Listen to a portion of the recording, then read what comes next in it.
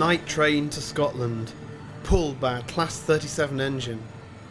As dawn breaks, it crosses the border bridge, the gateway to Scotland. However, soon this classic diesel engine is to be replaced.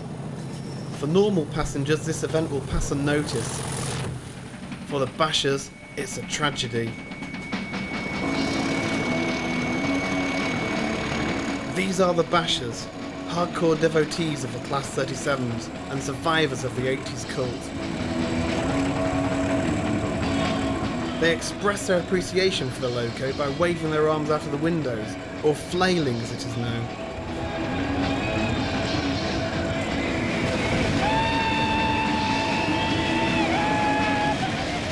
I've always said bashing really, it's like a professional sport with no trophies. The amount you have to put in to it is such that it's practically like being a professional sportsman. I don't think any footballer or any Olympic runner would have put no more effort in than I did in my heyday. It's not an hobby, it's a lifestyle. Yeah, it is. It's a lifestyle, it's not just... It's summer, you're either it, you do it, or you don't. I've done overnights in Inverness. You get in Inverness at 1 in the morning, and you end up in a multi-storey all night. This guy come up to me and tapped me on and says, "Why are you taking a photograph?" I had to turn around. "What the fuck's it gonna do here?" He goes, "Well, I'm from the States and all this, and what are you doing like that?" I thought, bloody hell, here we go. Well, I said, "It's MB, it's heavyweight, and it's hell. And it's new." I said, "It's new, the red penny's out." And he says, he's like that, his eyes were like that going, what the fuck, you know, his brain's like ticking over. He goes, "You're not a train spotter, are you?" I says, "No, you cheeky twat, now fuck off." This is their icon, the Class 37. Nearly 40 years old and living on borrowed time, clinging on to almost forgotten routes. Once there were more than 300, now it's more like 30. In bashing there are no rules, but the more Class 37s you have ridden behind and the more miles travelled, gain your respect from other bashers. Bashing is all about the chase, hunting the beast, from the Scottish Highlands to the Welsh coast. They like the noise, they like the sound of them, the shape of them. There's lots of things that they can do and might only do once in a while, and when that once in a while happens, it sort of brings the people out to see it.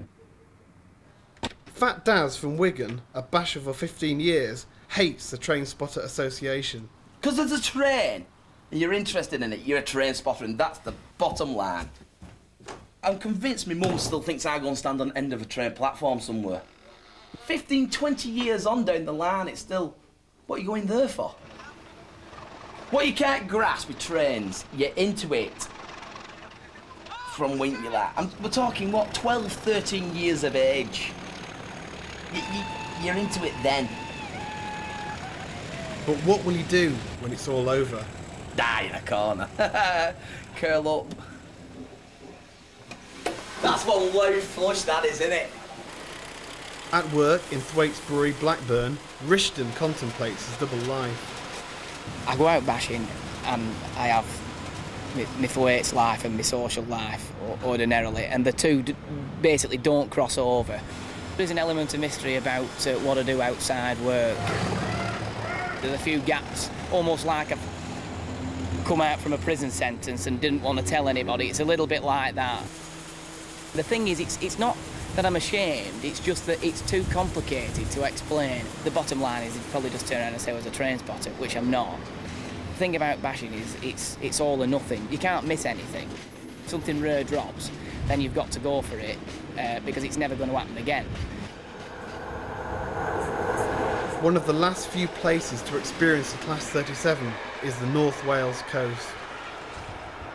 Rishton has decided to film from his car one of the last regular 37 pulled trains. It's now or never for something like this. It's something for posterity. It's something that'll mean something in the future to have recorded it on film. So it's got to be done. At 90 miles an hour, it's a tricky enterprise, and one which doesn't quite go to plan. Rishton, take it easy. We didn't get the shot we wanted. The police turned up and we were cautioned. And Dad's insult to injury, he said, "Where's your anoraks, lads?" And on that note, it's pint. What are you having? 2 pints of lager, please. 2 large gins, please, landlord. Good afternoon, ladies and gentlemen. Welcome to the first Northwestern service to Holyhead. This service will be calling at Chester, Prestatyn, Rue, Conway Bay, Llandudno Junction, Bangor and Holyhead. Of course, for bashers, photography just isn't what it's all about. It's about being pulled by Class 37. And with precious few weeks left, bashers are out everywhere on the North Wales coast, making the most of what remains. The bashers, they're alright, they're good fun, they come on, they'll always talk to you.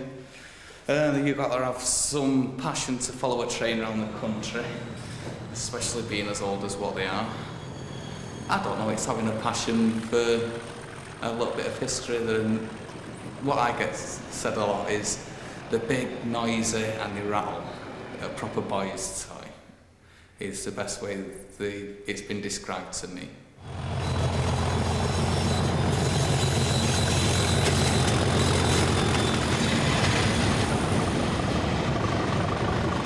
One lucky enough to be paid for his passion is Gomez. Being a basher himself, he is keen to give his engine some thrash. You could always tell in 80s mythology who was going to be a thrash merchant if he had white socks and grey slip-on shoes. Thrashing was what it was all about because, you know, it's the noise, there's a lot of power in these things. You know, it's big, it's loud, it's powerful, it's interesting, and thrash merchants were always what you were looking for. You know, British Rail had a computer which said where every train was, where it was going to be, where it was going to go, and when, and you try and get hold of that information. And it would be completely unreliable. It might be right, it might be wrong, it might have been intended to be right, but some bloke in Doncaster would change the whole thing. So that was what was interesting, and the opportunity to get the 37 that nobody else got because you got better gen, that was one of the things that it was all about. This is the nerve centre of the rail network. Here, locomotives are allocated to trains around Britain. To the bashers, it is known as the Embassy. The railway is run by rail enthusiast bashers. The highest level to the people at the bottom. There are some people who've taken bashing very seriously, who've got themselves jobs in British Railways. That means that they can organise what engine's going to work on what train and can fix it so that when they're not at work, they can go on their favourite trains, or they can fix it so that people they don't like can't get favourite trains.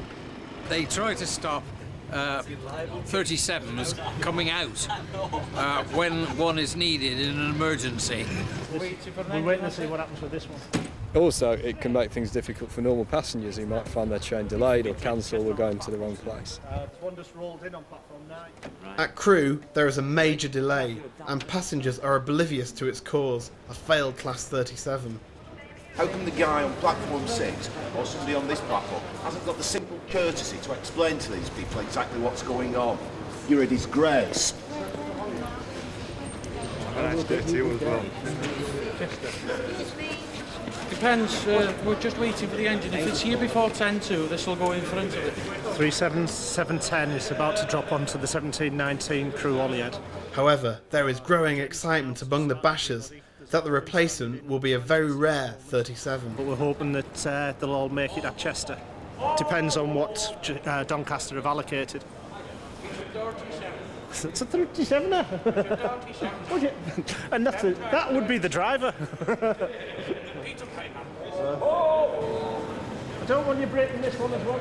Finally, the replacement engine arrives, and miraculously, it's a freight 37, the holy grail for bashers, and extremely rare for passenger service.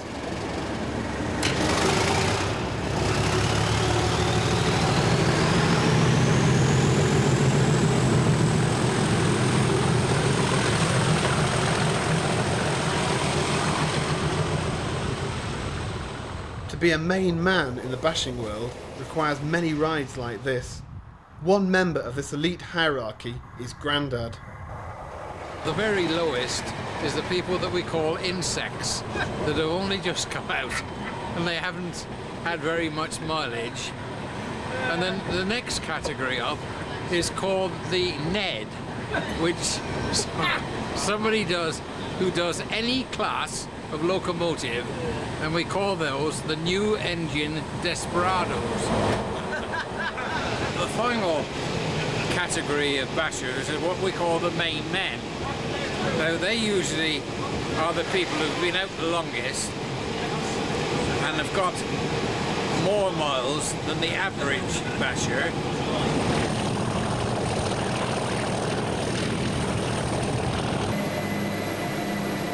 It's only a matter of days now before all the 37-hull trains are replaced. And that's the shape of things to come, I'm afraid. Buses, glorified buses on rails. That's all you're going to get. Nearly every day that passes sees another 37 consigned to the scrap heap. I know everything comes to an end, but I never thought I'd see the day where 37s would be just lying about, withdrawn and scrapped. Just you never expect to see it. The era that I most enjoyed was in the late 80s when I was like bashing on the West Highland line, and all the trains on the West Highland line were 37-hulled. 37404. When you think back some of the runs that I've had in Scotland to Auburn and Fort William and Mallaig, and just what it's meant to me, and to see it like that with the body side cut away, it just seems so tragic, and it's just something that I never expected to see. I like 408, it's my beast. I've travelled all over it in this country, I mean, it could have been 408 stood there. I mean, I'm equally upset that it's 404. It makes you realise now that if you're going to have a last bash, you've got to go for it now.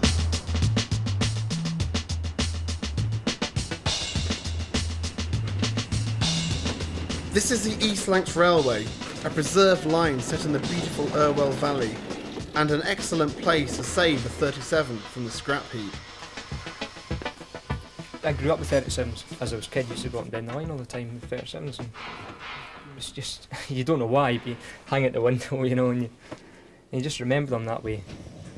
If we don't do it, if we don't sort of take the initiative to save money up and then go out and buy a loco, is the minute they shut down the last loco, that's it. They're finished. You don't get it. Nobody gets a chance to experience what we've experienced before. I'd love to see 3705 in the main line again, yeah. I would. Myself and a whole rake of others in the group have taken out loans, and we can't afford, really, we couldn't afford loans, Just having experience of working on the things and hearing the things and travelling behind them, it's devastating. For the bashers, this is all too tame. That night, on the way home from the 37 graveyard, Rishton has tracked down 37108 to Charnock Richard service station on the M6. He contacts Fat Daz for the gen. I'm at Charnock Richard now. You know this 37108? It's recessed at Charnock Richard. Apparently the haulage company are currently having a cup of tea, and who can blame them? And then it shall proceed. So there. Who's bought it? You haven't a clue? No, it says sold, please do not rob on the door. That's your lot. And it's going back up main line, right. Okie doke then, I'll bid you good day. Yep, ta-da. So there we have it, 37108, and it's going to Carnforth. Overhauled at Carnforth, mainline candidate, could be back up main line before you know it.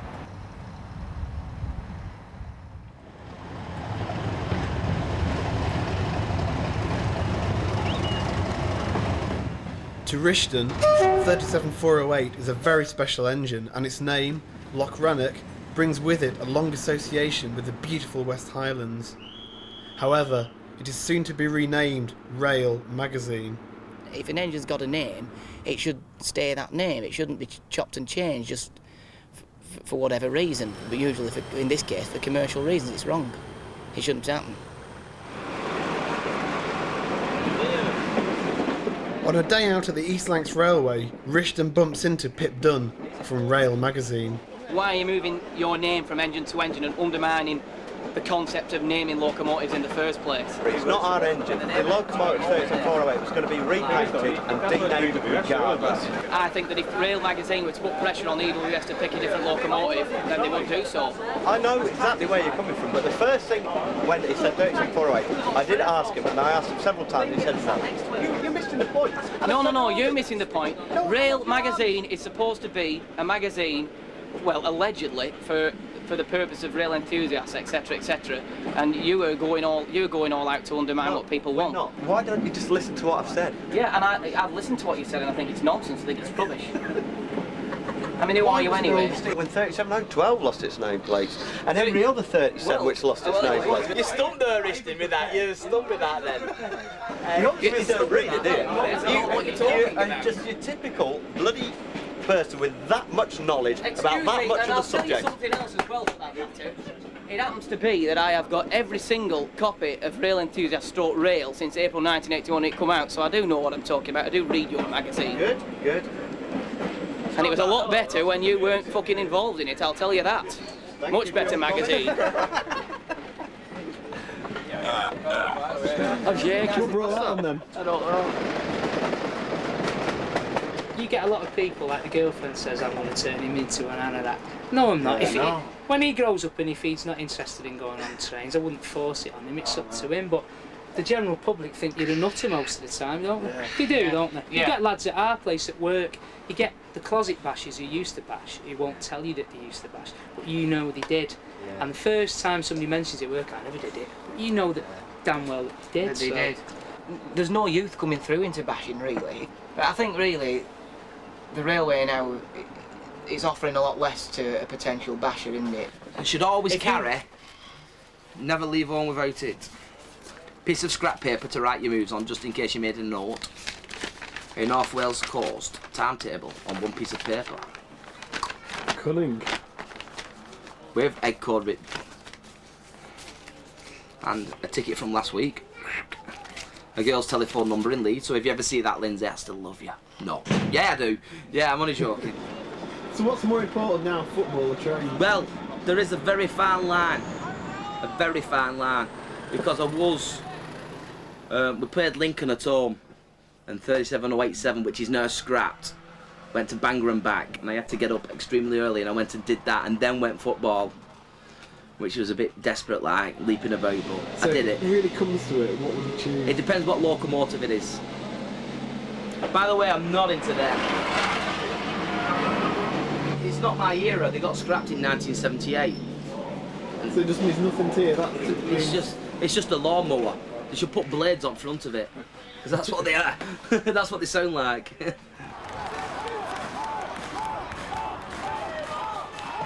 When it got to like 1990, I found that I had free Sundays, and it was like what to do on a Sunday. And I'm probably as obsessive with rugby league now as I have been with trains, and I think it's really the nature of being a basher that makes you that way. So I've got to like go to every ground, I've got to go to every game. But suddenly, if your life empties out of it, the trains are always there, and so once you've had another 37, it's like, oh, why have I left this? What, you know, why did I leave this? And it's like you want more of it, and the obsession just takes over. And I've been back bashing quite a lot now, you know. But so it's a fine balance between rugby league and bashing, really, bashing 37s.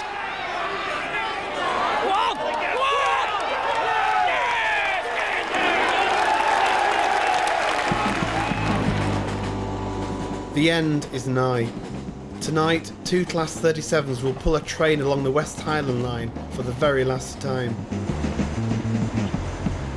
Scotland is one of the special places to have a 37.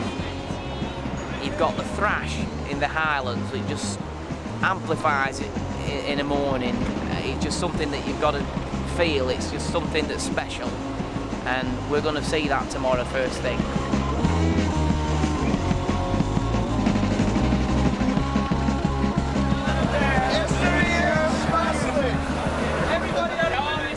Riston boards a train at Preston, but the bash has been underway since rugby, over an hour's drinking time ago. Stuart's now got some extremely drunk shape. Renault! Just when things were getting tasty. I don't need it! I'm currently enjoying the motive power up front. However, I do tend to detract from that to find that I am an absolute mess. I think the bash is coming to an end, so now is the time to get it in. because at the end of the day it isn't going to be there for much longer, so you've got to get it in. What's 2 foot tall and stands next to a baby's pram? Gary Gill at his boots.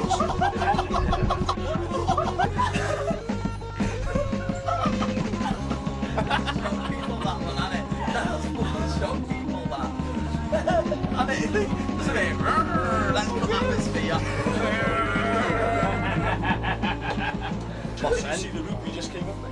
Which way? What, via Wishaw? Yeah. It was that done that before. When it's a new bit of It's now 3 AM and the time for an engine change to another 37.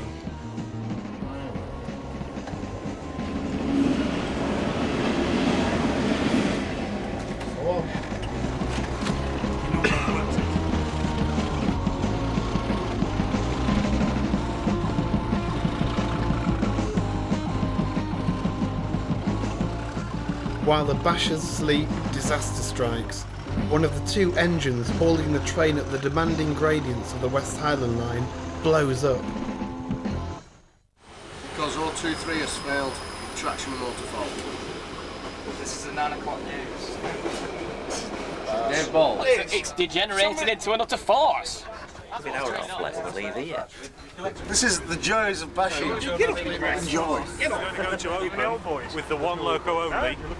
We've got barely enough time to get their swift run round and then head back.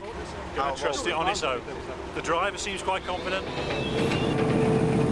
So with no replacement, a single engine will have to pull the train on the rest of the route.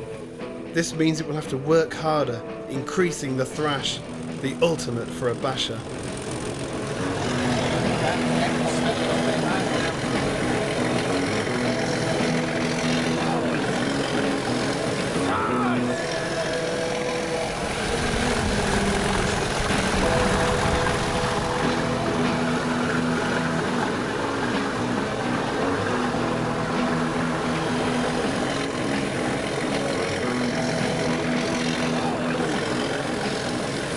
This is what you live for. Fucking tractor on low 12, putting it on, but this is what you live for. Yeah, it's not so bad. Low 12, I want to miss this one. Bloody world. The single one is the fucking, that is the dog's bollocks. Fuck your purrs. Purrs? Class Purrs? 37. Purrs? That's a class 31. When it's all over, maybe I will go out to the pub and have a quiet pint or play dominoes down the local. Or maybe I will just stay in my room and like do nothing because I know nothing else.